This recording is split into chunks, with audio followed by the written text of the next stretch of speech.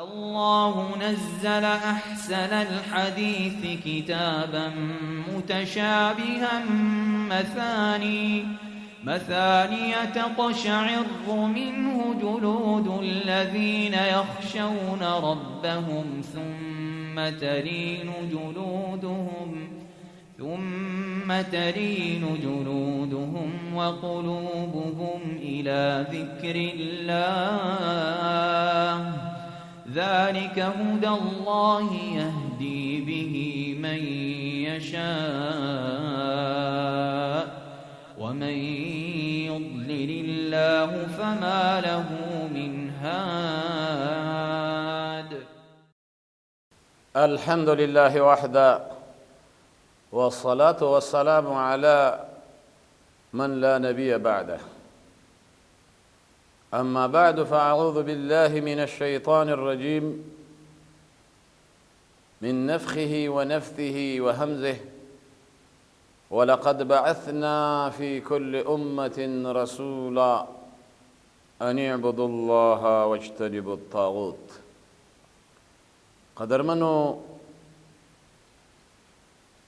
مستمعين و مستمعات او اوریدونکو د پیغام د ټي وي مینوالو، السلام علیکم ورحمة الله وبرکاته. د نن حلقې او درس موضوع ده لا اله الا الله، چې دې ته وایي شهادت ان لا اله الا الله، گواهی ورکول، اقرار او تصدیق کول په دې کلمه باندې چې لا اله الا الله. معنا د دې خدا ده چې نشته دی لایق د عبادت، نشته دی مستحق د بندګۍ منګرم یو الله جل جلاله. دا یو داسې مسله ده چې الله سبحانه وتعالی په دې باندې 1,24,000 انبیاء علیهم السلام را لېږلي او په دې باندې آسماني کتابونه نازله کړي او په دې باندې وقتاً فوقتاً صحابه تابعین اتباع تابعین الى یومنا هذا اسلامی امت ویني پیتوی کړي. د دې وجې نه کفارو سره د الله نبی چې کله جګړه راغله، جنگ راغی، په دې مسله یې راغلی. هغوی دا مانه چې الله د ځمکې پیدا کوونکی دی، د اسمان پیدا کوونکی دی، رب دی، خالق دی، مالک دی، خو دغه یې نه تسلیموو چې معبود دی، بلکې هغو د الله سره نور شریکان الهه ګرځولي وو. د دې وجې نه پیغمبر علیه السلام چې کله دعوت شروع کړ د توحید د دې کلمې، چې هغو ته دعوت ورکړ چې قولوا لا اله الا الله تفلحوا، دا کلمه ووایئ، په دې باندې عقیده وساتئ، د دې په مقتضیاتو باندې عمل وکئ، تاسو به کامیاب شئ.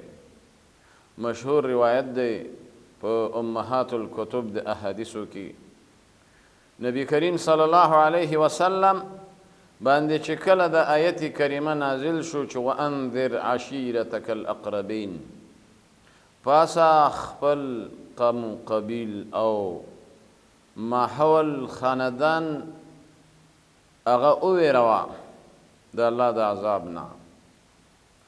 او بیا چې کله الله سبحانه وتعالی د رسول جوړ که، قرآن پې نازل شو، سورة مدثر دا آیتونه راغله چې یا ایها المدثر قم فانذر وربک فکبر، پاسا انذار وکا، قوم دې وویروه، د الله لویی او بڑائی بیان کا. دې وخت کې د الله نبی د الله د ارشاد مطابق او امتثالا لامر الله د صفا په غره باندې اوخوت او هلته غږ وکړه، هر قوم مخاطب که او تر دې چې ټول قوم اهل مکه هغه را جمع شول په شمول د تره د خاندان ابو لهب هغه هم راغی. نو ده ورته وویلې که زه تاسو ته دا ووایم چې د دې غره د شانه یو قافله را روانه ده او یو جیش دی په تاسو باندې هجوم کوي، آیا تاسو زما تصدیق کوئ د دې خبرې؟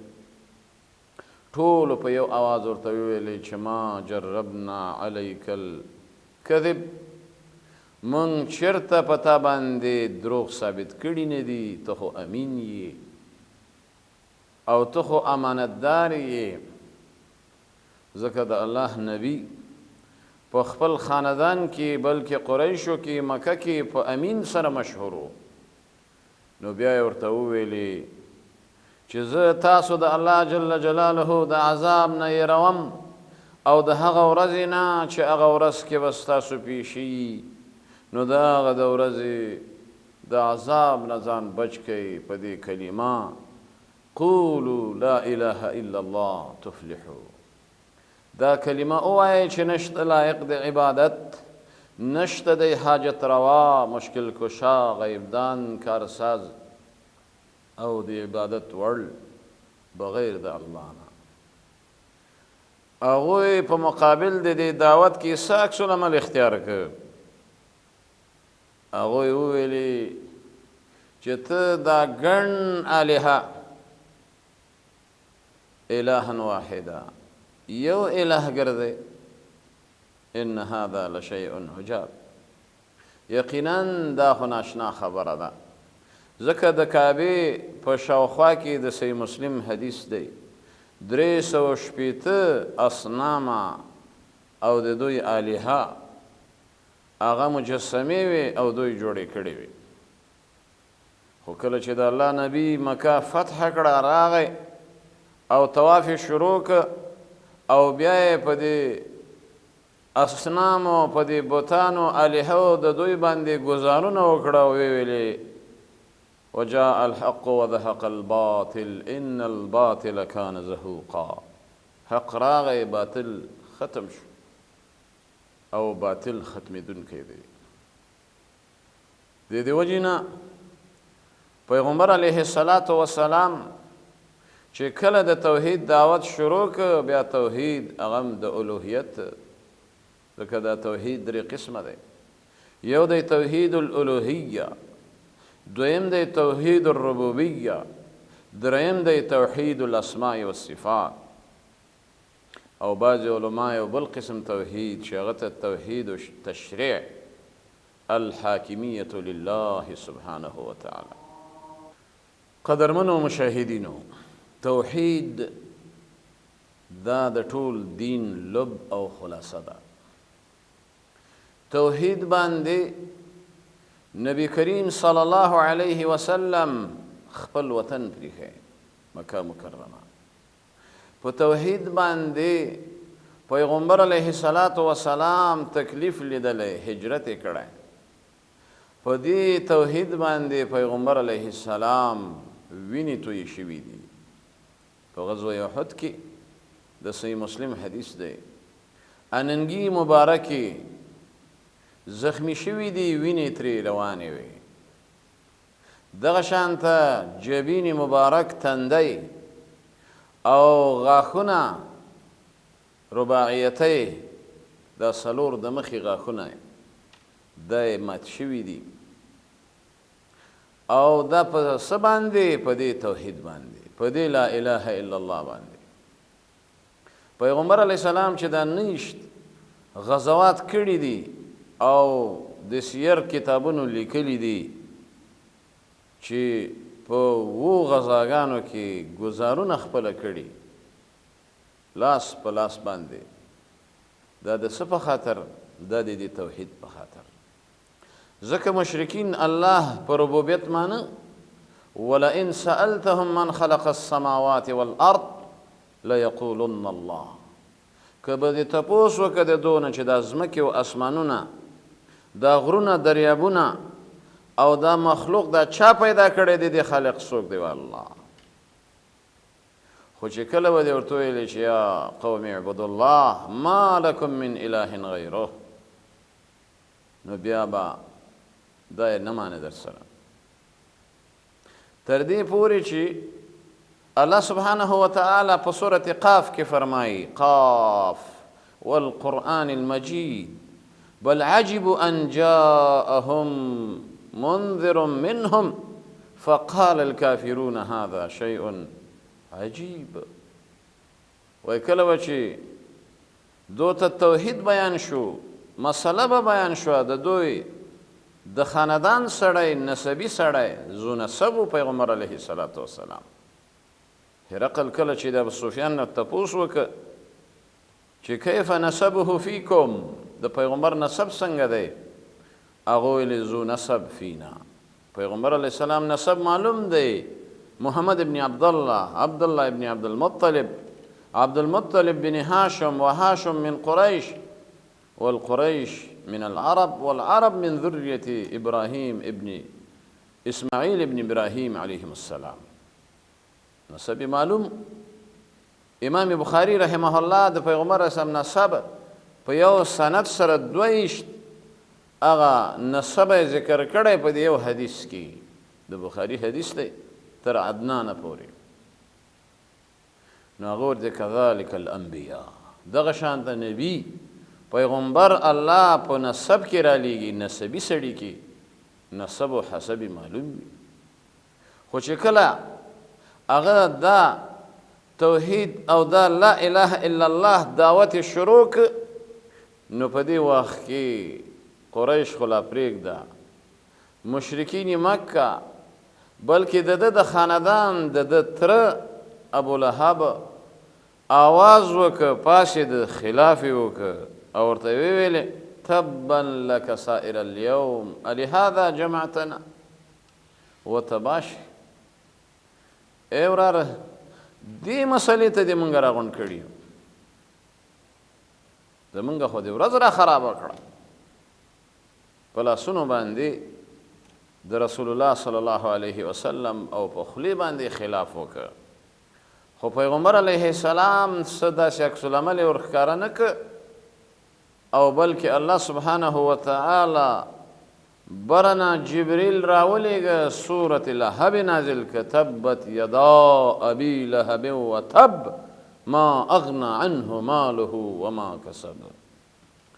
هلاک او تباه دې شي لاسونه د ابو لهب او هلاک شو، مال او اولاد هغه د په درد ونه خوړ، او دارنګه ښځه د غم د الله د نبی دشمنه وه ام جمیل. نو الله سبحانه وتعالی هغه شانته هغه الله هلاک. نو دا تر دې چې پیغمبر علیه السلام چې توحید د الوهیت شروع کړ، نو هغه سره مشرکینو خلاف شروع کړ چې زمونږ دا ګڼ الهه دا یو اله جوړی، دې ته موږ تیار نه یو. د هرې ورځې دپاره د دوی بیل حاجت روا و، بیل مشکل کشا و. دارنګه د هرې قبیلې دپاره به یو بیل اله و، د دو صنم و، مجسمه یې جوړه کړې وه او د هغې به عبادت کوه. نو توحید د الوهیت دې ته وایي افراد الله بالعبادت وحده، د الله سبحانه وتعالی عبادت کول په تنهایی سره چې د هغه سره په عبادت کې نور مخلوق شریک نه کړي، نه نبی، نه ولی، نه ملک او نه ملا او نه بزرگ او نه پیر، نه فقیر. نو لا اله الا الله. د دې وجې نه دا کلمه یوازې ویل نه دي، بلکې په دې کلمه باندې باور او یقین کول دی. یو ځلې ابو طالب ته پیغمبر علیه السلام راغی صحیح حدیث دی. نو دی وخت کې ابو جهل موجود و او نور وجها او مخوريز د قریشو دا موجود و. نو ده ورته ویل چې عمه قل لا اله الا الله، ته دا کلمه ووایه نو زه به د الله په وړاندې ستا شفاعت وکړم. نو ده بدبخته دا کلمه ونه ویلې. سره د دې نه ابو طالب د پیغمبر علیه السلام حمایت یې کړی، ملګرتیا یې کړې، د ابو جهل په خلاف کې هغه ودرېدلی د الله د نبي په دفاع، لیکن کلمه د توحید یې ونه ویلې. ابو جهل ورته وایه ترغب عن ملت عبد المطلب، آیا ته د خپل نیکه د دین نه ګوره واپس نشي؟ لکه نن سبا بعضې جاهلان نادان هغه وایي ګوره د پلار او د نیکه دین چېرته پرې نږدې، هغه زړه کلمه راټینګه کړه. نو دې د وجې نه قدرمنو، نو په دې وخت کې چې کله پیغمبر علیه السلام هغه له د توحید د لا اله الا الله دعوت ورکړه، هغه رد که ونه مانه، په غیرت کې راغی. او وجه دا وه چې هغه پوهېده چې د لا اله الا الله مقتضیات دي، غوښتنې دي. نو دې د وجې نه علامه اقبال یو شعر ویلی، از خدا خواهیم توفیق ادب.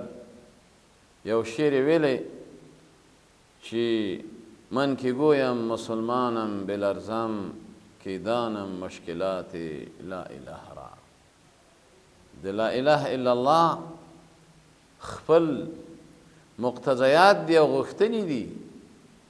نو ځکه الله سبحانه وتعالی آیت راولیږي چې انک لا تهدي من احببت ولكن الله يهدي من یشاء. ای پیغمبره ته هدایت نشي کولی هغه چا لره چې ته هغه ته دا دعوت خوښوي، هغه ستا نسبي دی ولو کتره دی. هدایت دا د الله کار دی. په بل ځای کې الله وایي انک لتهدي الى صراط مستقیم. دې نو څه معنا ده؟ هدایت په دوه معناو راځي. یو هدایت په معنا د توجیه و ارشاد، وعظ، نصیحت. او توحید دا یو ډېر عظیم مقام لري. نو دې د وجې نه یو شاعر وایي په دې به د خپله خبرې هغه پای ته ورسو په دې شعر: هر گیا ہے کہ از زمین روید وحده لا شریک له گوید وفي كل شيء له آية تدل على أنه واحد.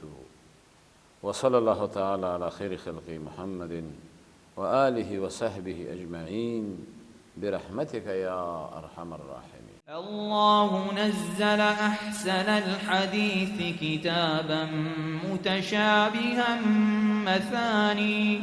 مثانية تقشعر منه جلود الذين يخشون ربهم ثم تلين